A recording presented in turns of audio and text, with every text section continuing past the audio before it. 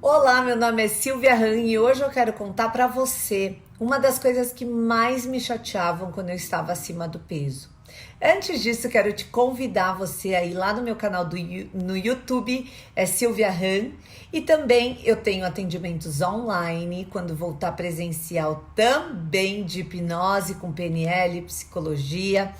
E também faço mentoria para novos formandos aí que se formaram e querem levar a vida realmente de terapeutas, hipnólogos, PNListas, etc. Pode me procurar, ok?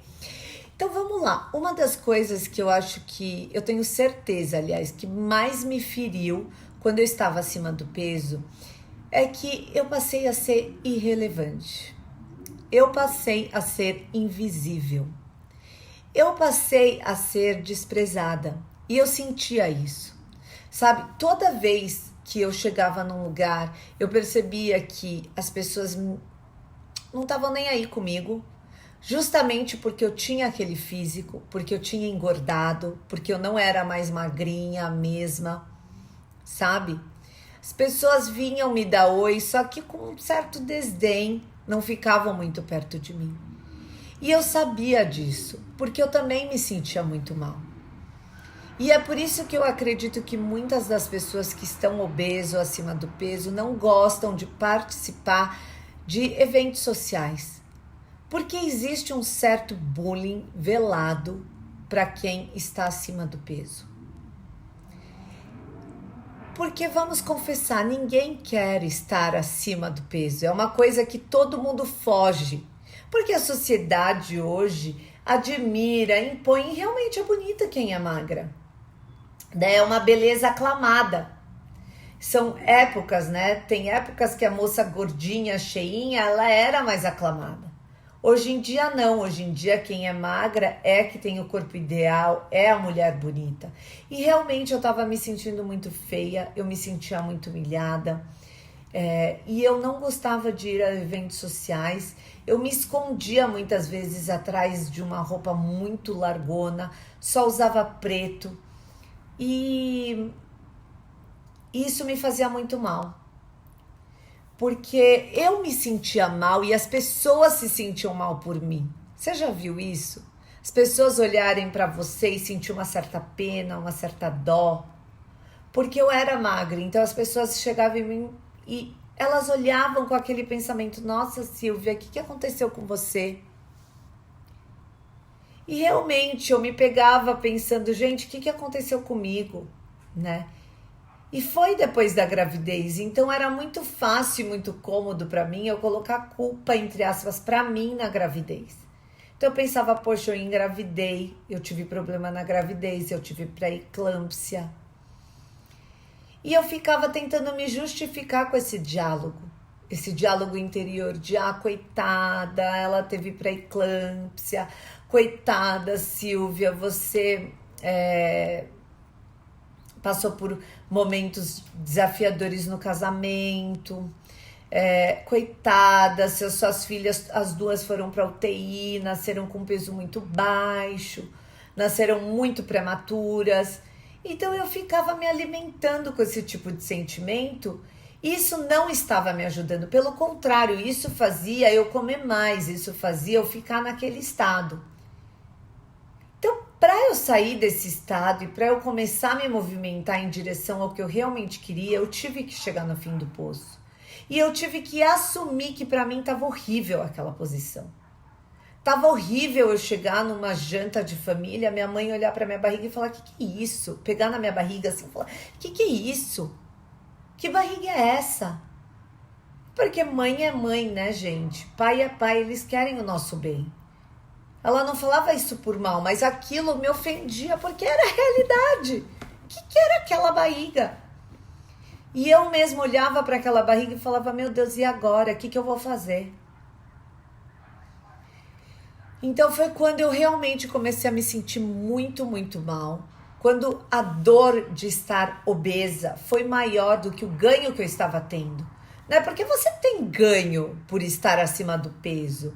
E vamos pensar qual é a intenção positiva numa linguagem penelista da linguística, da neurolinguística. Qual é o ganho de uma pessoa estar acima do peso? qual é o ganho de eu estar acima do peso? Então, o ganho é realmente eu comer tudo o que eu queria. Eu podia comer o que eu quisesse. Eu podia comer quanto eu quisesse. Eu podia comer a hora que eu quisesse. Ou seja, eu podia satisfazer os meus desejos. Aqueles desejos que iam me dar um prazer imediato. Eu tinha o conforto de estar na cama ou no sofá e não ir malhar. Porque eu achava que aquilo era bom para mim. E ir malhar, afinal, é sofrido, entre aspas, no começo. Porque imagina você estar 30 quilos acima do peso e ter que ficar andando numa esteira, correndo, indo. Se para mim, daqui até o meu banheiro, doía o meu pé. Então, eu ganhava, assim, um conforto de estar deitada, de não ter que malhar. Eu ganhava, assim, de poder comer tudo que eu quisesse. Na hora que eu quisesse, eu ganhava um prazer imediato. Só que isso começou a ficar insuficiente. Começou a me doer mais e eu comecei a não ter mais tanto prazer nisso. E começou a me doer muito lá no fundo, porque tudo isso me trazia uma certa humilhação. Sabe, quando eu encontrava com as pessoas, eu tinha que lidar com aquilo que eu tinha me tornado. Eu estava realmente me sentindo mais feia, eu estava realmente mais obesa. Eu não tinha ânimo para estar com as minhas filhas. E eu comecei realmente a me sentir muito mal. Eu comecei a me sentir muito humilhada, fracassada. Perceber que a minha vida estava uma droga. No casamento, minha vida sexual. Eu não, sabe, eu tinha vergonha de estar assim com meu marido. E ele sempre falou pra mim, tá tudo bem, sabe? Ele sempre falou, não, você tá bem. Ele sempre me apoiou por esse outro lado. Nunca ficou falando, não, você tem que emagrecer. Nossa, olha como você tá gordo. Jamais, ele nunca fez isso comigo, graças a Deus.